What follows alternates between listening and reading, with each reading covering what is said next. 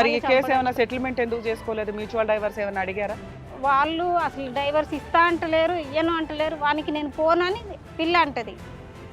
అమ్మాయి కూడా రానంటుంది, మీకు తెచ్చుకోవడం ఇష్టం లేదు. ఇక్కడికి ఎందుకు వచ్చారమ్మా మీరు? ఇక్కడికంటే ఇప్పుడు ఇది ఒక్క కేసే వేసిందా, ఇంకేమైనా కేసులు ఉన్నాయి? మీకు తెలిసి ఇది ఒకటే.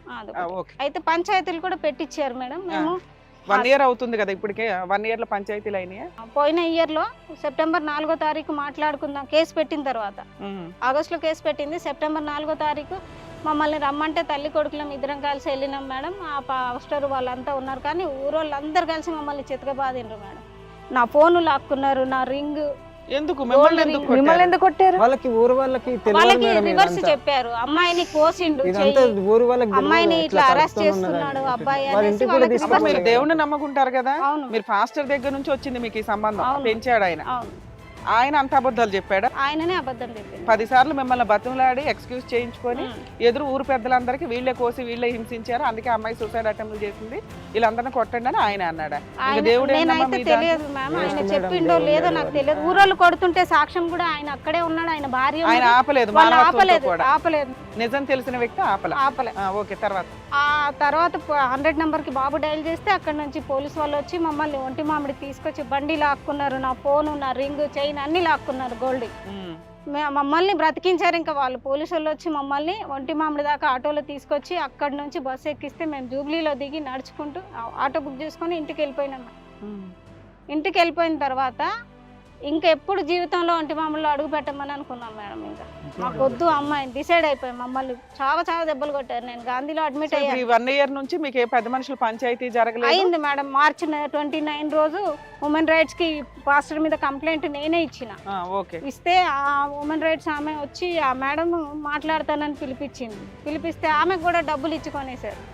హ్యూమన్ రైట్స్ అనకూడదు. ఆ పిల్లని ఎందుకు అంతగానం సపోర్ట్ చేస్తున్నారు వాళ్ళందరూ అనేది నాకు అర్థం కావట్లేదు. చెప్తాను మేడం, ఎందుకంటే ఇట్లాంటి కేసెస్ అన్ని కామన్ ఇలాగే ఉంటాయి. వీళ్ళు గొంతు నా ముందే 3000 ఇచ్చిండు మేడం.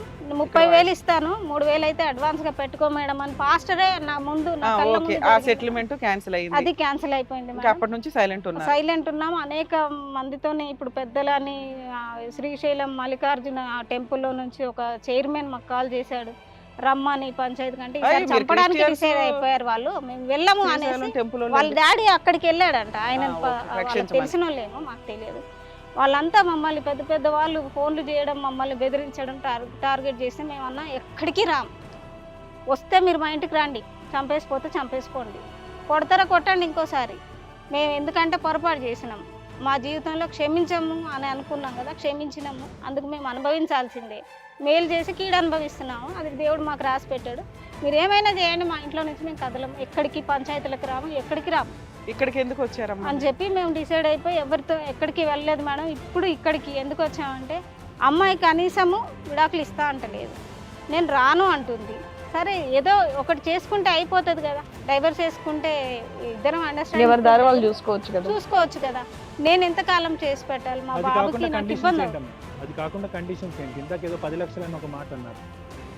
వాళ్ళు 10 లక్షలు డిమాండ్ చేస్తున్నారు. నేను ఇప్పుడు డైవర్స్ ఇస్తే నాకు 10 లక్షలు. ఝాన్సీ అనే అమ్మాయికి వీళ్ళ కోడలికి వాళ్ళ నాన్నగారికి కూడా ఫోన్ చేసి ఇంటిమేషన్ చేశారు, మీ వర్షన్ ఏంటో కూడా చెప్పండి అమ్మా, వాళ్ళు ఇక్కడ న్యాయం కోసం వచ్చారు మా దగ్గరికి అని. అలాగేనండి మేము లిఫ్ట్ చేస్తాం అన్నారు. దగ్గర 1/2 hour నుంచి మన వాళ్ళు ట్రై చేస్తున్నాం, లిఫ్ట్ చేయట్లా. మన ఆడియన్స్కి తెలియాలి కాబట్టి మీ ద్వారా కూడా ట్రై చేయించాం. సో అట్లీస్ట్ వాళ్ళు కాల్ మాట్లాడితే వాళ్ళ వర్షన్ కూడా వినడానికి ఉండేది. సో ఇలా తప్పించుకుంటున్నారంటేనే కొంత అర్థం అవుతుంది. తెలిసి కూడా ఈ షోలో ఈ రోజు కూర్చొని ఉన్నారని తెలిసి వాళ్ళు ఎక్స్ప్లెనేషన్ ఇవ్వడానికి వాళ్ళు రెడీ కావాలి. అట్లీస్ట్ వాళ్ళకి కనిపించడం ఇష్టం లేదు, అట్లీస్ట్ ఫోన్ లో ఉన్న వాళ్ళు జెన్యూన్ అయ్యి ఉంటే మాట్లాడొచ్చు కదా, వాళ్ళ న్యాయం కోసం వాళ్ళు మాట్లాడొచ్చు. వాళ్ళ ఫేస్ అనేది ఎలాగో రివీల్ అవ్వట్లేదు కాబట్టి. సో డెఫినెట్ గా ఈవిడ ఇంత క్లియర్ గా ఇంత బాధ మొత్తం పాయింట్ టు పాయింట్ చెప్తుందంటే ఈవిడ వర్షనే కరెక్ట్ గా అన్నట్టు నాకు అనిపిస్తుంది. మరి డాక్టర్ గారు, కళ్యాణ్ సార్ మీరేమంటారు? మేడం ఇక్కడ ఏంటంటే బేసికలీ ఇంకా మనం పూర్తిగా అంటే వీళ్ళిద్దరితో మాట్లాడిన తర్వాత కూడా మనం ఇంకా పూర్తిగా ఇది చెప్పలేం, వాట్ ఎగ్జాక్ట్లీ హ్యాపెండ్ అనేటటువంటి చెప్పలేం. ఏంటంటే వీళ్ళున్న పొజిషన్లో వాళ్ళు కేసులు ఇవన్నీ ఫిక్స్ చేయటం వల్ల వీళ్ళు మానసికంగా ఇబ్బంది పడి ఈరోజు ఇక్కడికి వచ్చారు. అంటే వాస్తవానికి ఏంటంటే అంటే మామూలుగా చెప్తున్నాను కళావతి గారు, ఝాన్సీ అనేటటువంటి అమ్మాయి కాదు, ఏదన్నా ఒక క్లయింట్ యొక్క మానసిక పరిస్థితి కానీ వ్యక్తిత్వం కానీ అసెస్ చేయడానికి కొన్ని గంటల టైం పడుతుంది, ఎందుకంటే అంత ఈజీ కాదు.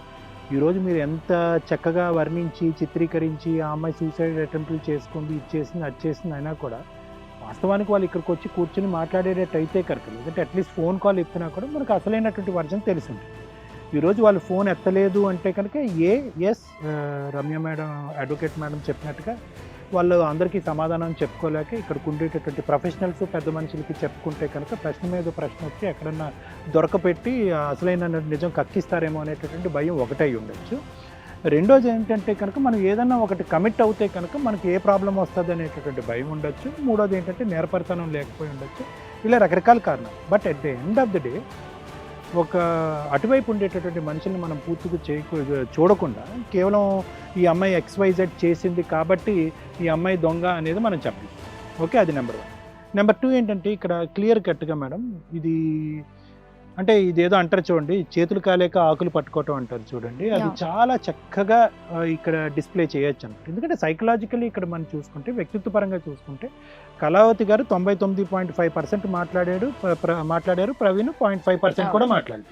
సో ఇందాకే నేను అన్నాను, నోట్లో 4 లేదు ఈ అబ్బాయికి డ్రైవింగ్ తప్ప ఏమి రాదని చెప్పి ఇందాకే నేను చెప్పాను. అయితే ఇక్కడ ప్రవీణ్కి బహుశా అటువైపు ఉన్నటువంటి ఝాన్సీ అనేటటువంటి వీళ్ళు కోడలు గురించి అసెస్ చేయడానికి చాలా అవకాశాలు వచ్చినాయేమో అనేటటువంటిది నా అభిప్రాయం. సో ఇక్కడ ఎలాంటి అవకాశాలు వచ్చినాయి? తొందరపాటు పెట్టారు, ఎంగేజ్మెంట్ చేయించుకున్నారు అని అన్నారు. ఎందుకు తొందరపాటు పెట్టాలి? ఏంటి అంత కెపాసిటీ లేనటువంటి మనిషి ప్రవీణ్కి చాలా కాలం బట్టి పెళ్ళిళ్ళు అవ్వట్లేదా? ప్రవీణ్కి ఏమైనా లోపం ఉందా? ఎందుకు వాళ్ళు ఒత్తిడి చేస్తే మనం ఎందుకు లొంగిపోవాలి? ఎంత దేవుడి మీద భక్తి అయినా ఉండొచ్చు, ఫాస్టర్ లాంటి వ్యక్తి వచ్చి ఎన్ని కాకమ్మ కబుర్లైనా చెప్పచ్చు. ఎందుకు మీరు కాంప్రమైజ్ అయ్యేటటువంటి పరిస్థితి ఎందుకు వచ్చింది? ఎందుకంటే ఎప్పుడైతే కనుక ఇప్పుడు సహజ సిద్ధంగా ఏంటంటే అమెరికా నుంచి వచ్చేటటువంటి చాలా కేసులు, మా అబ్బాయి 3 రోజులే ఇక్కడ ఉంటాడండి, పెళ్లి చేయాలండి అర్జెంట్ అన్నా కూడా ఈరోజు మా దగ్గరకు వచ్చేటటువంటి ప్రీ మ్యారిటల్ కౌన్సిలింగ్లో వచ్చేటటువంటి పేరెంట్స్ మేము చెప్తున్నాం, అమెరికా వెళ్తే కనుక వెళ్ళమనండి, మళ్ళీ 6 నెలల తర్వాత రమ్మనండి, అప్పుడు చేసుకుంటాడు. అయినా కానీ తూతూ మంత్రంగా తొందరపాటు పెళ్ళిళ్ళలో ఏంటంటే వ్యక్తిత్వపరమైనటువంటి అనాలిసిస్ పూర్తి స్థాయిలో జరగదు, మీరు తవ్వుకున్న గుంట్లో మీరే పడతారండి. నెంబర్ 1, వీళ్ళు అక్కడ ఒత్తిడికి లోనయ్యారు, కమిట్ అయ్యారు. వీళ్ళు వెనక ముందు చెప్పేటటువంటి వాళ్ళు లేరు. మరి ఆ అమ్మాయి మంచిగా అనిపించిందో, వీడికి నచ్చిందో ఏంటో మరి తెలియదు, కానీ పెళ్ళి అయితే జరిగింది, ఎంగేజ్మెంట్ అయితే జరిగింది. నెంబర్ 2 ఏంటంటే ప్రవీణ్ యొక్క క్లియర్ కట్ వైఫల్యం ఎక్కడ కనిపిస్తుందంటే ఒక మనిషి యొక్క వ్యక్తిత్వాన్ని లేదంటే ఫిజికల్ స్టేచర్ని అసెస్ చేయడంలో. ఇప్పుడు ఈ అమ్మాయి ప్రెగ్నెంట్ అన్నాను, అప్పటికి ఏంటంటే 21 డిసెంబర్ 2021కి ఈ అమ్మాయికి 21 వీక్స్ 2 days జెస్టేషన్ పీరియడ్, అంటే 5th month. ఆ అమ్మాయి 5th month కూడా దాటింది, నేరోగా దాటింది 5th month. అంటే ఎంత బక్కగా ఉండేటటువంటి అమ్మాయి కూడా, నేను ఒక డాక్టర్ని కాబట్టి ఇలాంటివి చాలా ఫరెన్సిక్ ఎగ్జామినేషన్స్ చేయటం అనేటువంటి జరుగుతుంది కాబట్టి, ఎంత బక్కగా ఉన్న వ్యక్తిగా ఎంత సన్నంగా ఉన్న వ్యక్తికి కూడా ప్రెగ్నెన్సీ అనేటువంటి కడుపు ఎంతో కొంత తెలుస్తుంది, ఎంత దాచిపెట్టినా కూడా తెలుస్తుంది. సరే 5th monthకి మనకి మీరు మ్యారేజ్ అయ్యింది ఎప్పుడు నాన్న? November 18th. నువ్వు అమ్మాయి శారీరకంగా కలిసింది ఎప్పుడు? అక్టోబర్ 4. అప్పటికి 3rd month. సో ఇక్కడ ఏంటంటే కనుక ప్రవీణ్కి ఇక్కడ ఏంటంటే 3rd month ఉండేటటువంటి ప్రెగ్నెంట్ అమ్మాయి ఎలా ఉంటుందో, ఆ అమ్మాయితో శారీరకంగా కలిసినప్పుడు ఏంటిది అనేటటువంటి క్వశ్చన్ మార్కు రాలేదు, డౌటు రాలేదు. నెంబర్ 1. నెంబర్ 2 ఏంటంటే ఫస్ట్ నైట్ అప్పుడు కూడా ఇతనికి తెలియకపోవటం అనేటటువంటిది. ఇక్కడ నాకేమనిపించిందంటే కనుక ఈ అబ్బాయి వీళ్ళ తల్లి యొక్క తెలియనితనాన్నే వీళ్ళంతా క్యాష్ చేసుకున్నారా? మనం ఒత్తిడి పెడితే లొంగుతారు కాబట్టి ఈ అమ్మాయికి వీళ్ళందరికీ ముందే తెలుసు, ఈ అమ్మాయి ప్రెగ్నెంట్ అనేటటువంటిది వాళ్ళ కుటుంబ సభ్యులందరికీ తెలుసు. ఈ ప్రెగ్నెన్సీ అనేటటువంటిది ఎక్కువ కాలం దాచిపెట్టలేము. ఏదో విధంగా ఈ ప్రెగ్నెన్సీకి మూల కారణం అనేటటువంటి వ్యక్తి ప్రవీణే అనేటటువంటిది మనం చిత్రీకరించాలి. రేపొద్దున ప్రశ్న వచ్చినప్పుడు, నిలదీసినప్పుడు ఏంటి ప్రెగ్నెన్సీ ఏంటనేది వచ్చినప్పుడు. సో ఏంటంటే ఈ డేట్లు, number of days of pregnancy, ఎన్ని మంత్స్ ఆఫ్ ప్రెగ్నెన్సీ అన్ని తీసి పక్కన పెట్టి ఏదో విధంగా ప్రవీణ్ని లొంగ తీసుకుని లూప్లోకి లాగి ఈ అమాయకుడిని అక్కడ తీసుకొచ్చి వీళ్ళిద్దరిని శారీరకంగా కలిపితే కనుక రేపొద్దున ప్రశ్న ఏమన్నా వస్తే కనుక డేట్స్ ఇవన్నీ పక్కన పెడితే అవును నువ్వే కలిసే కాబట్టి ఈ ప్రెగ్నెన్సీ నీ ద్వారా వచ్చింది అనేటటువంటి ఆలోచన చిత్రీకరించడానికి ప్రయత్నం కూడా మొదటి నుంచే జరిగింది అన్నట్టు నాకు అనిపిస్తుంది. సరే ఇవేమీ అర్థం కాలేదు, ఇవేమీ అర్థం కాకుండా అందులో దిగారు. ప్రతి చోట తొందరపాటుతనం అనేటువంటి కనిపించింది.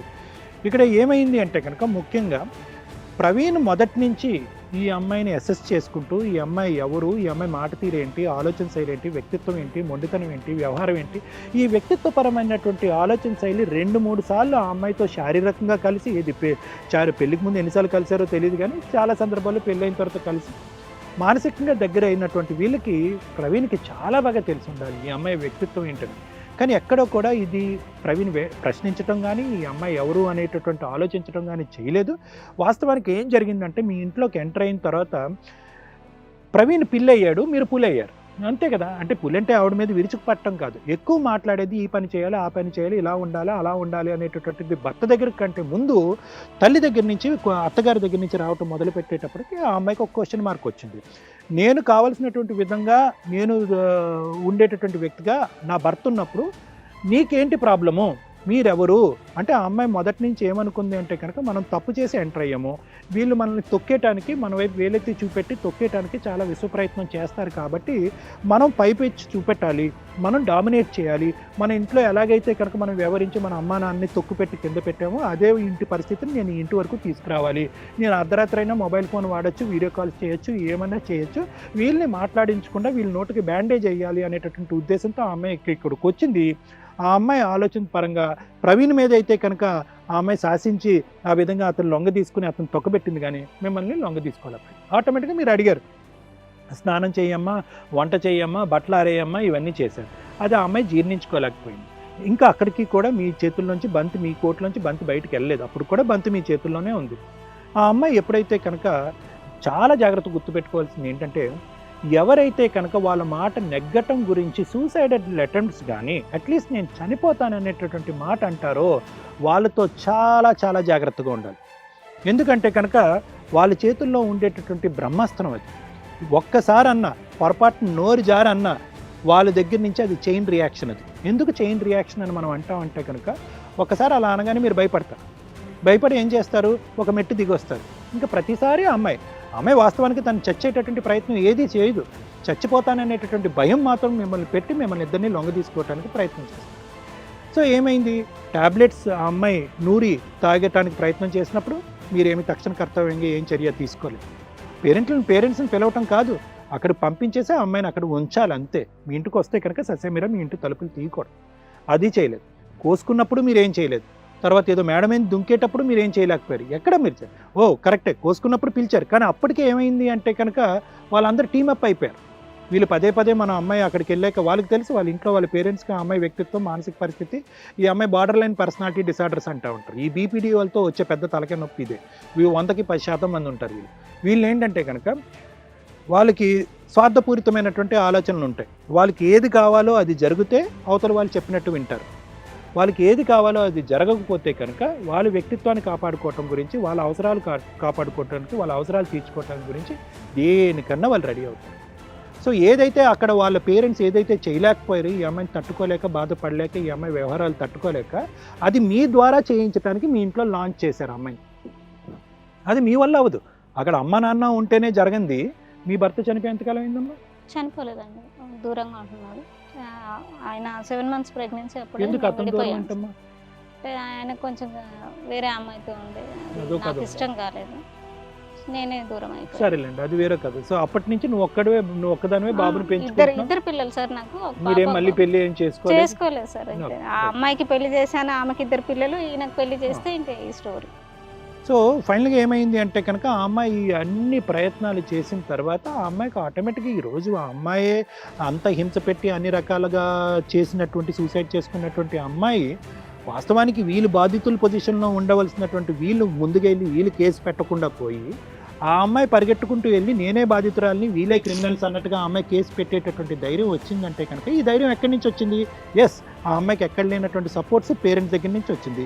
చిన్నప్పటి నుంచి పేరెంట్స్ని ఏది కావాలన్నా రాబట్టుకునేటటువంటి మనస్తత్వం ఆ అమ్మాయి. పేరెంట్స్ ఇక్కడ తోసి ఆ అమ్మాయిని మానసికంగా బాగు చేయాలని ట్రై చేసుకున్నారు, అది వర్కౌట్ అవ్వలేదు. ఫైనల్గా ఆ పేరెంట్స్ కూడా ఈ అమ్మాయి ఉచ్చులోకి వచ్చి ఈ అమ్మాయి కంప్లైంట్స్ పెడితే ఈ అమ్మాయి కంప్లైంట్స్, ఈ అమ్మాయి మనీ డిమాండ్ చేస్తే ఈ అమ్మాయి. ఫైనల్గా ఏంటంటే ఇటువంటి వ్యక్తిత్వాలు మారవు మేడం. ఇవేంటంటే వీటిని బీపీడీస్ అంటాం, బార్డర్ లైన్ పర్సనాలిటీ డిసార్డర్స్ అంటాం. చాలా స్వార్థపూరితమైనటువంటి ఆలోచన ఉంటుంది. నేను పట్టినటువంటి కుందేలకు 3 కాళ్ళు అనేటటువంటి మొండితనం ఉంటుంది. మీరు నాకు కావాల్సినటువంటి విధంగా ఉంటే కనుక నేను చచ్చిపోవటానికి ట్రై చేస్తాను అంటారు, కానీ చచ్చిపోరు. వీళ్ళు సూసైడ్ చేసుకోరు. సూసైడ్ చేసుకుంటారేమో అనేటటువంటి భయంతో మనమే లొంగిపోయి మనం మారిపోతూ ఉంటాం. సో కాబట్టి ఇక్కడ ఏంటంటే ఇప్పుడు ఇది వర్కౌట్ అయ్యేటటువంటి కేసు కాదు. ఒకప్పుడు వీళ్ళు ఎలాగా ఒప్పుకోవట్లేదు, ఆ అమ్మాయి కావాలని ఒప్పుకోవట్లేదు. ఒకప్పుడు వీళ్ళు కావాలి అని అనుకున్నా కూడా వీళ్ళకి ప్రతిరోజు దినదిన గండం 100 ఏళ్ళ ఆయుష్ అన్నట్టు ఉంటుంది వీళ్ళ జీవితాలు. సో ఫైనల్గా ఏంటంటే మేడం లీగల్గా రమ్య మేడం ఏంటంటే దీనికి ఏది స్మూత్గా వెళ్ళేటటువంటి ప్రాసెస్ ఏంటి అనేటటువంటిది సెక్షన్స్ పరంగా మేడం చెప్పగలగటం ఒకటి. రెండోది ఏంటంటే కనుక ప్రవీణ్కి రేపొద్దున ఇదంతా డివోర్స్ అయ్యి ఇదంతా ప్రాసెస్ ఒకప్పుడు అదృష్టం కొద్దీ వాళ్ళ నక్షత్రాలు బాగుంటాయి కనుక, వాళ్ళ స్టార్స్ బాగుంటాయి కనుక ప్రవీణ్కి రేపొద్దున డైవర్స్ వచ్చేటట్టు అయితే కనుక అసలు ఫస్ట్ ఆఫ్ ఆల్ ప్రవీణ్ యొక్క సైకాలజీ మారకుండా ఇతను మళ్ళీ ఇంకో పెళ్ళి అనేటటువంటి దాంట్లో దింపటం అనేటటువంటిది కరెక్ట్ కాదు. ఎందుకంటే ప్రవీణ్ది అమాయకత్వం అంటారా, తెలియనితనం అంటారా, లేదంటే ఇంకేమంటారో నాకు తెలియదు, కానీ ఆ అబ్బాయి సైకలాజికల్గా ఒక ఆలోచన శైలితో ఒక అవేర్నెస్ ఉంటే కనుక ఈ గండం ముందు నుంచే మీరు గట్టెక్కేటటువంటి అవకాశం ఉంటుంది, ఇన్ని సమస్యలు కొని తెచ్చుకోకూడదు ఒక వ్యక్తిని విశ్లేషించడం కానీ. సో ఇది నా అభిప్రాయం. మిగతాదంతా కూడా రమ్య మేడం చెప్తాను. హిట్ టీవీ యాప్, ఇందులో short news, live news, entertainment shows, movies, digital magazines తో పాటు మీ జిల్లా వార్తలను కూడా ఫ్రీగా చూడొచ్చు. అంతేకాదు కేజీ నుంచి పీజీ వరకు విద్యార్థులకు స్కాలర్షిప్ కూడా అందిస్తున్నాం. ప్రతి వారం 10 మందికి లక్కీ డ్రా ద్వారా ఒక్కొక్కరికి 10,000 రూపాయలు అందిస్తున్నాం. ఇంకెందుకు ఆలస్యం, వెంటనే హిట్ టీవీ యాప్ ని డౌన్లోడ్ చేసుకుని ఫ్రీగా ఎంటర్టైన్మెంట్ పొందండి. Hit TV app. Hit TV app. Please download Hit TV app. Hit TV యాప్ని ఫ్రీగా డౌన్లోడ్ చేసుకొని ఎంజాయ్ చేయండి. మీకు నచ్చిన ఎంటర్టైన్మెంట్ కోసం హిట్ టీవీ యాప్ ని ఫ్రీగా డౌన్లోడ్ చేసుకుని ఎంజాయ్ చేయండి. హిట్ టీవీ యాప్ని డౌన్లోడ్ చేసుకుని ఆస్వాదించండి, ఆశీర్వదించండి. ఇంతమంది సెలబ్రిటీలు హిట్ టీవీ యాప్ ని డౌన్లోడ్ చేసుకోండి అని చెప్తున్నారంటే ఎంత మంచి యాప్ ఆలోచించండి. అమెరికా అమెరికా అమెరికా అమెరికాలో చదవాలనుకునే వాళ్ళకి విశ్వసనీయమైన పేరు మన శౌర్య కన్సల్టెన్సీ. UK లో 1 year masters. UK లో 1 year masters. 2 years work permit up to 5 years visa. Contact Saurya Consultancy. Contact 89851 89851.